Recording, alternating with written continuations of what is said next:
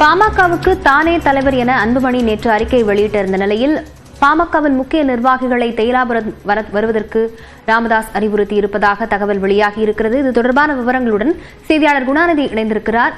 குணாநிதி, எந்தெந்த முக்கிய நிர்வாகிகள் தற்போது வரவிருப்பதாக தகவல் வெளியாகியிருக்கு? வணக்கம். அதாவது கடந்த 10ஆம் தேதி தைலாபுரம் தோட்டத்தில் செய்தியாளர்களை சந்தித்த மருத்துவர் ராமதாஸ் தலைவர் பொறுப்பையும் தானே எடுத்துக்கொள்வதாக ஒரு அறிவிப்பை வெளியிட்டிருந்தார்.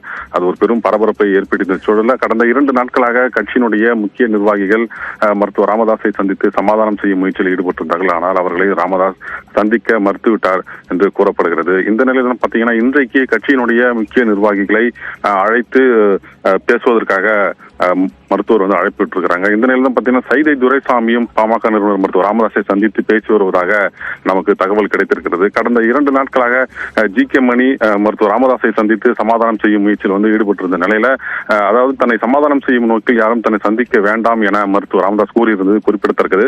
தற்போது பார்த்தீங்கன்னாக்கா கட்சியினுடைய முக்கிய நிர்வாகிகள் அதாவது கௌரவ தலைவர் ஜி.கே. மணி, வழக்கறிஞர் பாலு மற்றும் பொருளாளர் திலகபாமா உள்ளிட்ட கட்சியினுடைய முக்கிய நிர்வாகிகளை தற்போது பாமக நிறுவனர் மருத்துவர் ராமதாஸ் தோட்டத்திற்கு அழைச்சிருக்கிறாங்க.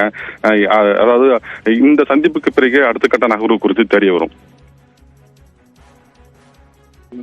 நன்றி குணாநிதி.